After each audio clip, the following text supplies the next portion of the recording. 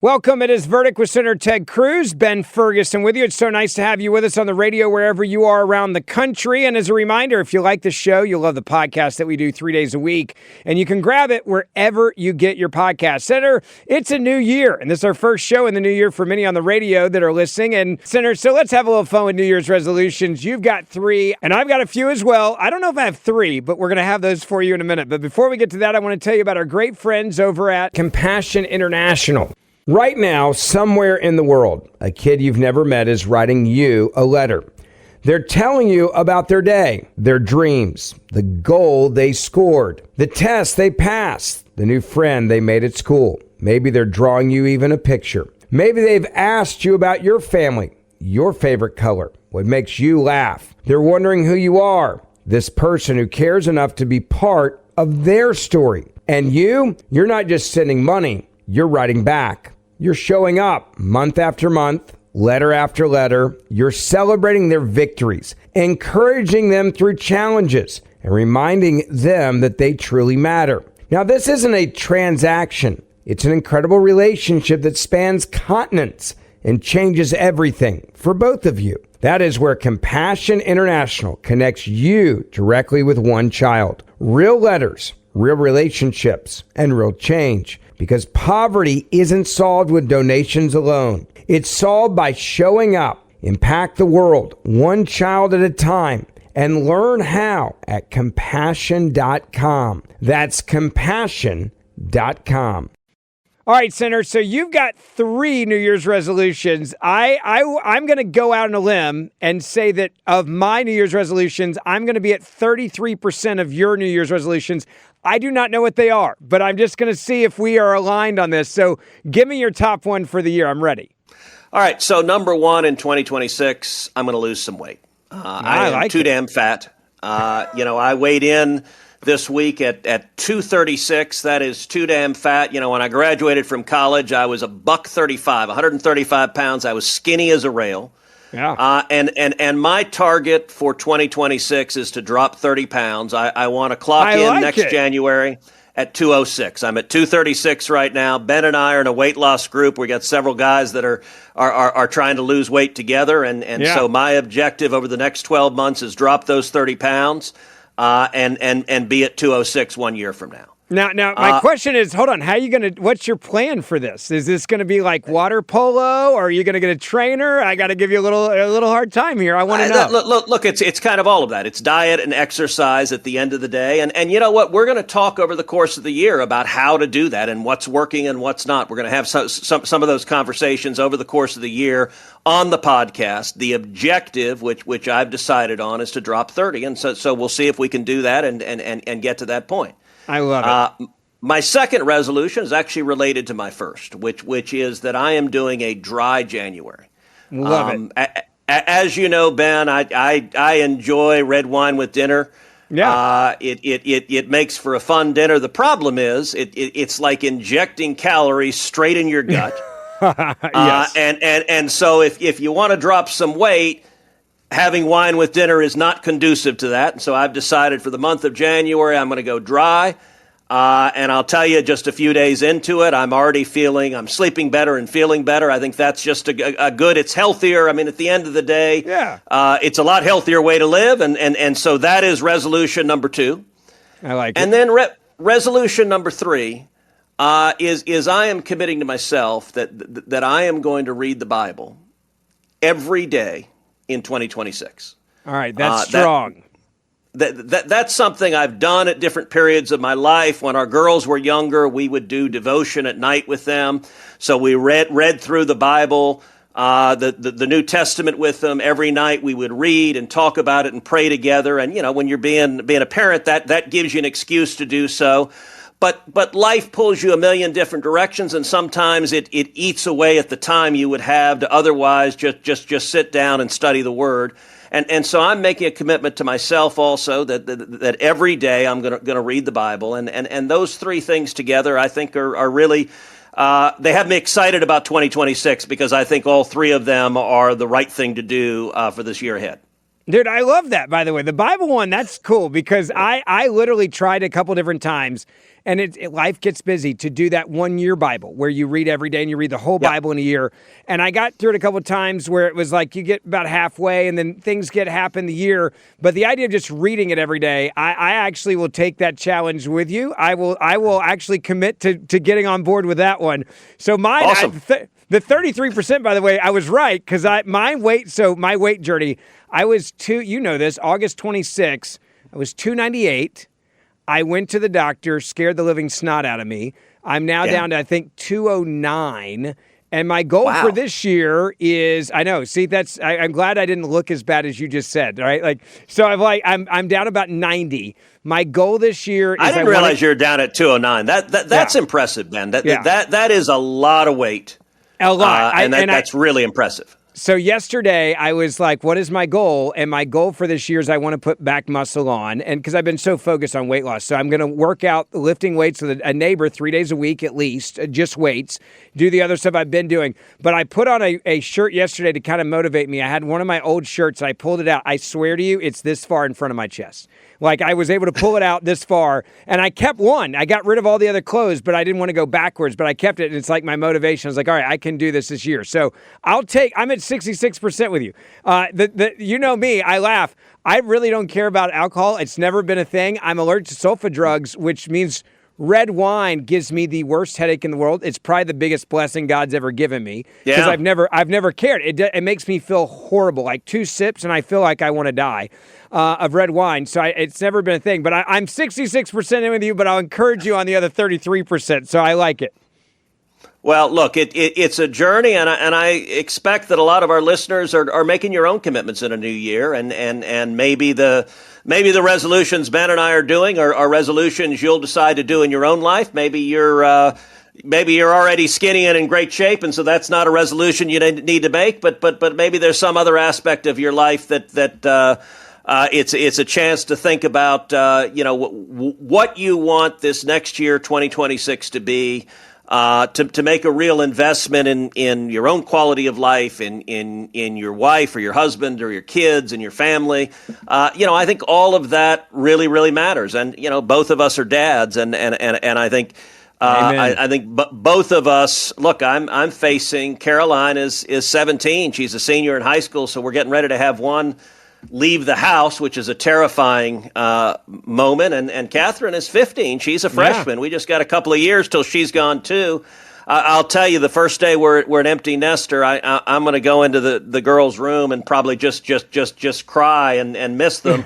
You've got a few more years till that happens, but my guess is you're going to feel the same sentiment. All right, Senator, I want to get into Minnesota and what happened in Minnesota. There is a rallying cry because of a woman who tried to run over an ICE agent that she is somehow a victim, and the left is wanting to have a civil war over this. You have the mayor there telling ICE agents to literally get the F out. You have civil war, the words being used by the governor. They're seizing on this like it's an opportunity to derail ICE and law enforcement.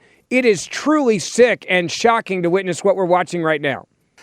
You're right, and what we're witnessing in Minnesota is the natural culmination of several years of just increasingly heightened rhetoric from Democrats, demonizing ICE agents, demonizing Border Patrol, demonizing law enforcement, just attacking them. We have Democrats who call ICE agents Nazis. They call them Gestapo, and listen, as you know, I was on the ground in Dallas within minutes of when the deranged shooter in Dallas opened fire at ICE agents there because he had listened to all of the left's horrible anti-ICE rhetoric. We're seeing that pattern. We're seeing acts of violence over and over and over again. And listen, what happened in Minneapolis, anytime someone dies in an interaction with law enforcement, it's tragic. We don't want to see anybody die.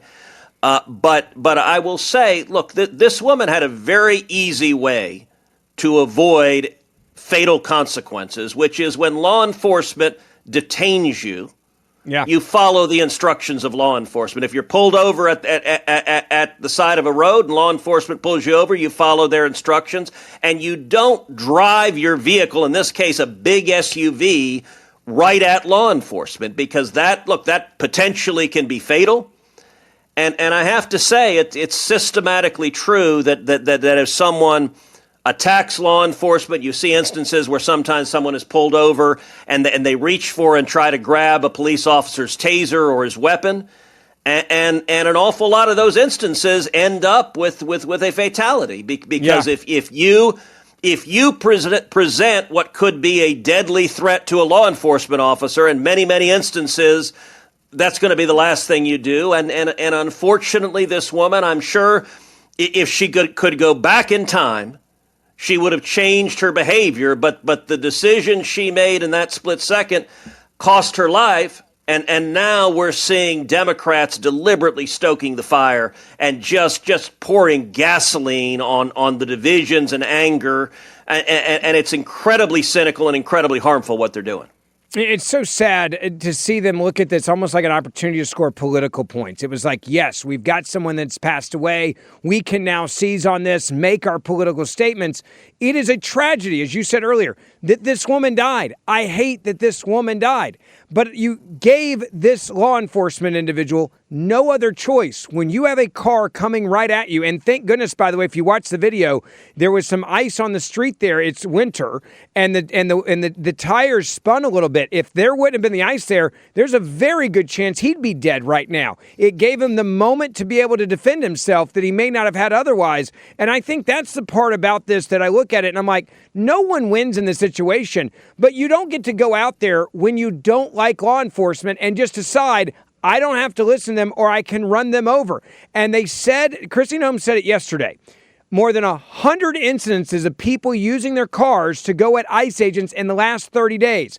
This is happening all over the country because the left has organized for this exact reason.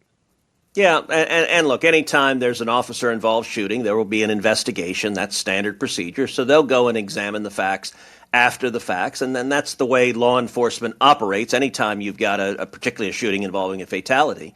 But it is amazing that this particular ICE agent, Kristi Noem, the DHS secretary, said had previously in recent months been hit by a car previously and dragged behind a car. So this is the second time this very same agent faced this threat.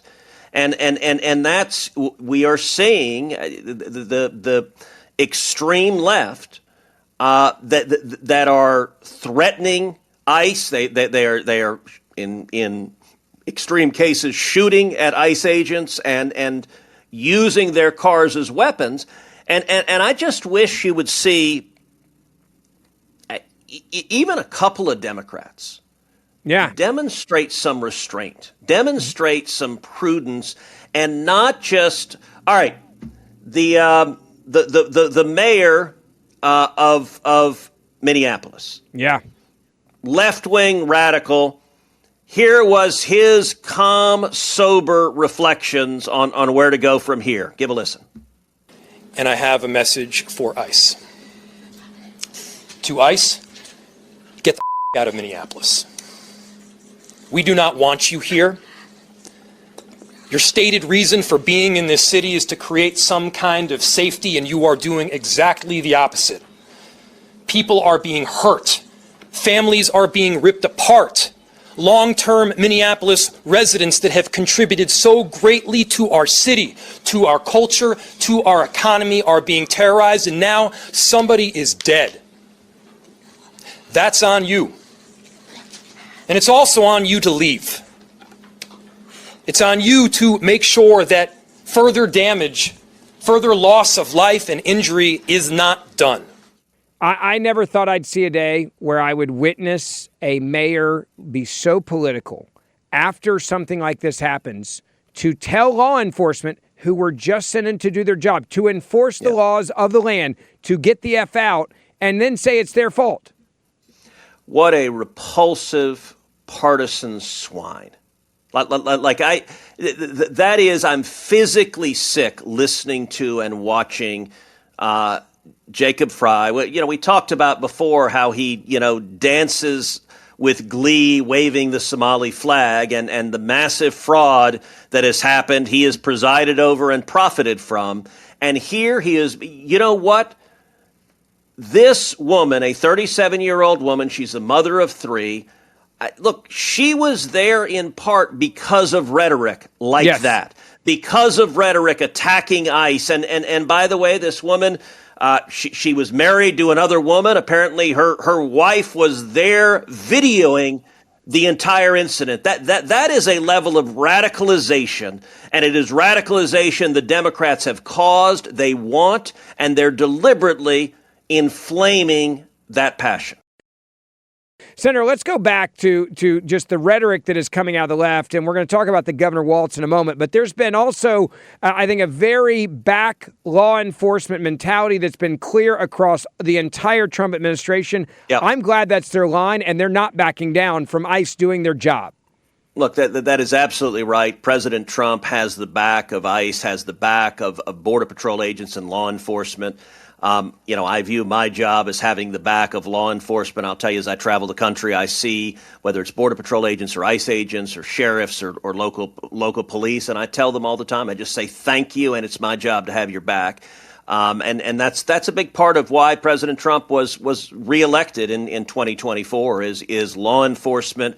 We're tired of having elected politicians who threw them under the bus at any excuse. And a lot of people across the country were tired of politicians who were letting violent criminals into this country and not standing with law enforcement. This week, J.D. Vance, the vice president, did a press conference at the White House. He did a very good job with it. Here's what he had to say about the shooting that happened in Minneapolis. Thank you for taking questions today.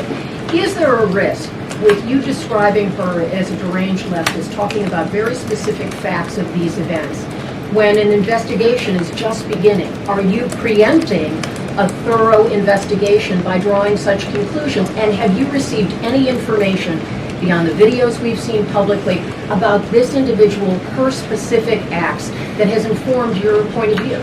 Well, first of all, the Department of Justice is going to investigate this. The Department of Homeland Security is already investigating this. But the simple fact is, what you see is what you get in this case. You have a woman who is trying to obstruct a legitimate law enforcement operation. Nobody debates that. You have a woman who aimed her car at a law enforcement officer and pressed on the accelerator. Nobody debates that. I can believe that her death is a tragedy while also recognizing that it's a tragedy of her own making and a tragedy of the far left who has marshaled an entire movement, a lunatic fringe against our law enforcement officers. I think what is clearly happening here, and it's going to keep on happening unless the Democrats wake up and say, you know what, you don't have to agree with our immigration policies. You don't have to agree with what the president or the vice president believe about immigration enforcement. But why don't you take this to the ballot box? Why don't you vote? Why don't you organize? Instead, what some of them are doing is encouraging people to get violent with our law enforcement officials. It's disgraceful, and it's got to stop. It's sad that you have to have that type of clarity, but he's absolutely right in what he's saying. If you don't like something, you can vote and change, but you don't just get to make up the rules and target people you disagree with. Well, and more the left is condoning violence on a partisan basis. And let me be clear, violence is always wrong. Whether I agree with your politics or disagree with your politics, nobody has a right to engage in violence. And we're seeing on the left more and more, we've seen the poll numbers of growing numbers of people on the left think violence is justified, think violence is justified against Donald Trump, think violence is justified against Elon Musk, and think violence is justified against ICE. And it's fundamentally wrong. And the Democrats are deliberately pushing this. And listen, I will say, for this woman, she had complete control to avoid this happening.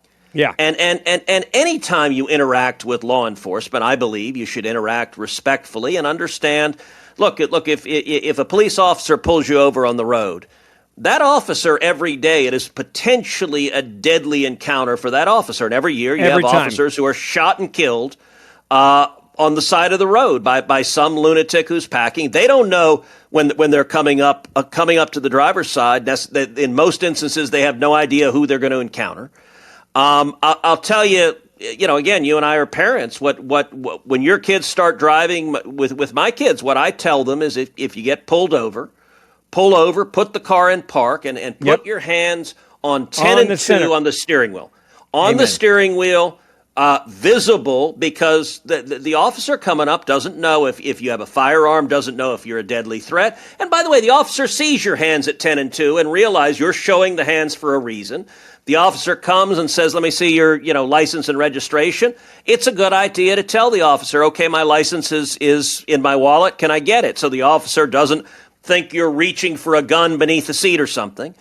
Look, all of that is prudent. It's the advice that I give my kids. It's the advice that every responsible parent I know gives their child, that don't put yourself in a position where law enforcement has reason to be afraid. Even if you're not a threat, don't give them reason to be afraid. Look, my dad was in law enforcement. He said to me so clearly, he said, I want to make it clear. You never argue with law enforcement.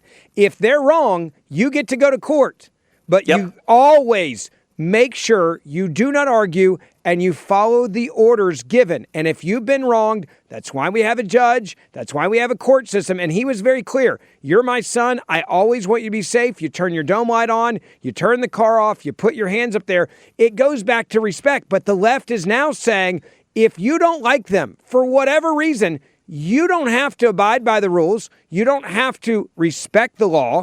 And if you don't like a law, instead of going in and actually voting and trying to change a law, they're saying just be a vigilante. And that's how we've gotten to this point. And by the way, Ben, at lunch Thursday, several of the senators were talking about exactly this topic. And Mike Lee brought it up, although what he said is you should put your hands at 9 and 3 instead of 10 and 2. I'm like, 9 and 3? Who drives like that? What are you, Mario Andretti or something? That was a little bit weird, the 9 and 3. I don't know if that's awesome. a Utah thing or what exactly that means. But I at least was taught 10 and 2. But I don't know. How about you? Are you a 10 and 2 guy? So I'm a 10 and 2. But my dad always said, he said, when you get pulled over, cross your hands on the top of the steering wheel because it's showing that you're not trying to grab anything. And I'm like, every time I do it, almost 99% of the time, law enforcement always said to me, thank you. I turned the dome light on. I roll down all 4 windows because if they come on the left side or the right, I don't want them to have to worry about anything with me. They've had a hard enough day. And they've done this, and like you said, they walk up to a traffic stop. They don't know if you just robbed a bank. That's what my dad always told me. They don't know if you just killed your wife. They don't know if you just ran over someone. They don't know if you have drugs in the car. They don't know who you are. So make them comfortable with you. And I wish we lived in a society where that was like the common denominator now. Unfortunately, it's not. And that naturally de-escalates. When you do that, you can see law enforcement kind of just, take an extra breath and this is not going to be confrontational. And listen, the reason that didn't happen is this woman didn't want to de-escalate. This woman was there to provoke a confrontation with law enforcement. She was there because the rhetoric on the left is stand up and fight ICE. And she was there to do that. And so it was the opposite of de-escalation. She was looking to escalate. And tragically, she escalated too far. And she may look. We may never know her intention. She may have just thought she was fleeing. But the officer, if you drive a vehicle right at somebody, particularly an officer who's already been run over once just a few months ago by another leftist, you are posing a real and present threat. And if you pose a real and present threat to law enforcement, that predictably can result in deadly force as a consequence. By the way, side note, I was talking to somebody in law enforcement. They said, would you please just remind people that we will charge you with major crimes as a deadly weapon if you use your car to hit somebody? We do it every day in America. This isn't some new rule. You use your car as a deadly weapon, you will go to jail for that, whether you're going after law enforcement or an innocent person. And I think that's the important point for people to remember. If I was in front of that car, I could easily have been run over. You could have. Anybody. That's why we have laws on the books that say you cannot use your car as a deadly weapon. And if you do, you will be charged with major crimes. It's sad that we even have to have this conversation. But the governor, by the way, Senator, he's not backing down. He's seeing a political opportunity here. The same disgraced governor, because of the scandal that's happened in Minnesota, he's now out there calling like this, in essence, a civil war, trying to ratchet things up instead of bring down the temperature, which is also, I think, really sick. And by the way, you remember back in 2022 the man in Waukesha, Wisconsin, who drove his SUV into a Christmas parade and murdered multiple people, did so very deliberately, using it as a deadly weapon. And killing children, killing the elderly, and it was horrific. And the grotesque irony is that he had previously used his car as a deadly weapon against, if I remember correctly, his pregnant girlfriend. Yeah. And he had been charged with it and then let out of jail on a nominal, I think it was a $500 bond. Because you had one of those George Soros prosecutors who lets people go, and they let him out of jail for attempting to kill someone with a car as a deadly weapon, and he went out to the Christmas Day parade and committed mass murder. A car can be a very deadly weapon. Senator, I want to go back to just the rhetoric here, and we mentioned the governor earlier. The governor, Tim Walz, is now a disgraced governor. He had to drop out of his reelection campaign because of the fraud that is just continuing to grow in the dollar amount and the different sectors of the government. I'm not sure there's any sector in Minnesota that wasn't involved in fraud and corruption at this point. We're seeing it in transportation, childcare, the list goes on and on. But the governor now seems to think this is like a moment to seize on, and he's now wanting to go to war with the federal government. It's very odd. Yeah, look, the Democrat politicians in Minnesota are in crisis right now because this Somali fraud it is the worst instance of fraud that has ever been uncovered in American history. $9 billion and counting, massive theft from the taxpayers. It is so bad that Tim Walz, I mean, remember like 12 minutes ago, the Democrats said he was going to be vice president of the United States.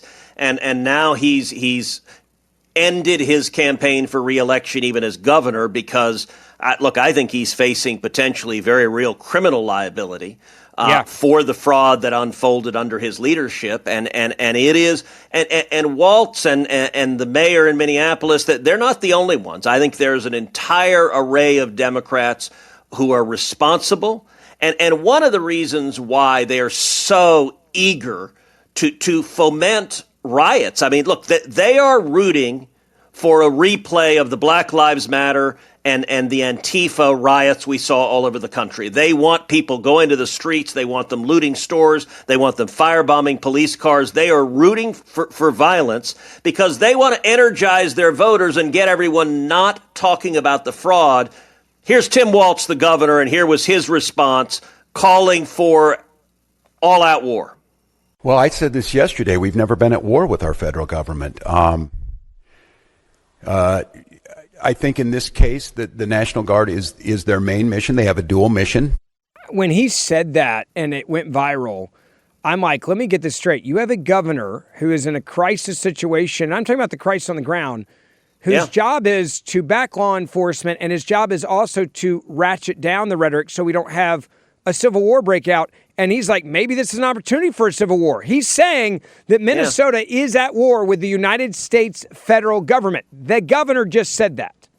Yeah, and listen, if you're an angry left-wing radical, you already hate ICE, you already hate Donald Trump, and then you hear the elected Democrat governor say, Minnesota is at war with the federal government. That is a call to violence. That is a call. In war, people get killed. People get injured. That is Democrats very deliberately calling to violence. It is not, we disagree over policy with the federal government. It is, we are at war. And I think a huge part of this is a CYA instinct. Yes. Because the fraud is so bad. And I want you to listen. The House of Representatives had a hearing on the fraud in Minnesota. By the way, I'm going to be chairing a hearing on the same topic in just a couple of weeks. So we'll cover that in verdict when that happens. But I want you to listen to Brandon Gill. Brandon Gill's a good friend. He is a congressman from Texas. He's cross-examining this left-wing witness from Minnesota. I want you to listen to this exchange. It's really powerful. Thank you for being here. Let me ask you, does large-scale Somali immigration make Minnesota stronger or weaker? Certainly stronger. Certainly stronger. Do you know what percentage of Somali-headed households in Minnesota are on food stamps? No. 54%. Do you know what that number is for native Minnesota-headed households? Well, to be clear, a majority of the... It's 7%. There's a big difference between 54% and 7%, is there not? Excuse me, sir, could I answer the question? Let me move on. We've got a lot of questions here. What percentage of Somali-headed households in Minnesota are on Medicaid? I don't know. It's 73%. Do you know what that number is for Minnesota native households? Again, you're using the phrase Minnesota native households, but the majority... The number is 18%. That's quite an astounding difference. I think we would agree. Can I answer the question, please? Let me ask you one more, and then we can go on to that. What percentage of Somali-headed households are on welfare in general? I don't know.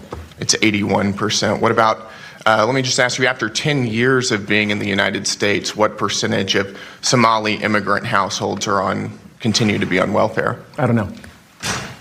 The number is 78%. So even after 10 years, 78% of Somali immigrant households continue to be on welfare. Do you know what that number is for native Minnesota-headed households? Again, you're using non-Somali immigrant-headed households. If I can just answer the question, when you're using the phrase native Minnesotans, the majority of Somali Minnesotans are as Minnesotan as any of us. They were born in the United States. It's only 8,000 of the 108,000 Somali. And nevertheless, the welfare usage is astoundingly different. Let me ask you again, does that make Minnesota stronger or weaker? Again, I'd like the opportunity to answer the question here. Go for so, again, the majority of Somali Minnesotans are born in the United States, as I understand it. Okay, well, what percentage of working-age Somalians who have been in the U.S. for 10 years or more, how many of them speak English very well? I don't know. About half. The answer is about half. That seems pretty low, doesn't it? I love just the facts there, Senator. Like the way that he handled that. It's the reason why you're good friends with him. It's the reason why we played it, because he's just laying out the reality of the situation on the ground and how we got to the point where virtually every government program in Minnesota has been compromised by the Somali community in this way, where they could grab money and create fraud with it. But by the way, Brandon got elected. He had a rough primary. He had a bunch of primary opponents. He had millions of dollars spent against him. Brandon is a conservative. Actually, his father-in-law is Dinesh D'Souza, who's a good friend. And I endorsed Brandon early, went and campaigned with him, and he overcame a ton of money coming against him. And part of what I told the voters of Texas is, listen, if y'all elect Brandon, he's going to go and fight for you and make you proud. He's doing that. I want to make a point about the back and forth, because that weaselly Minnesota lefty witness, he kept saying, well, the majority of Somalians are born in America. Now note what Brandon Gill was asking, Somali immigrant-headed households, and the guy says, well, they have a bunch of anchor babies. In other words, we bring over Somali immigrants. Yeah. They have tons of babies here, and because of birthright citizenship, which is a really foolish policy, and my hope is that the Supreme Court will side with President Trump in ending it. But the Somali immigrants come here. They have a lot of babies here. That guy's focusing on the babies, and Brandon's saying, all right, how about the person who heads the household? And the person who heads the household are these Somali immigrants, and you've got 81% of them on welfare. And I tell you, the stat that was really powerful was 10 years later. They've been here 10 years. It's 78% still on welfare. This is a scam. The Democrats did it deliberately, and they did it to buy votes. They were importing votes to vote for Democrats. They allowed them to commit fraud, to steal $9 billion, and then to bundle those votes for the Democrats, to bundle cash for the Democrats, and the Democrats covered it up. And it's why Tim Walz and Jacob Frey and so many other Democrats are trying to enrage the left about this shooting with ICE, because they want to cover up from the incredible theft and fraud they're responsible for. Amen. I couldn't agree with you more. Don't forget, we do this show 3 days a week, Monday, Wednesday, Friday as a podcast. Make sure you download Verdict with Ted Cruz wherever you get your podcasts. It's free. You'll never miss an episode that we do. We also put it out on video, so you can watch on YouTube as well, and or on Facebook. And the Senator and I will see you back here on the podcast this week.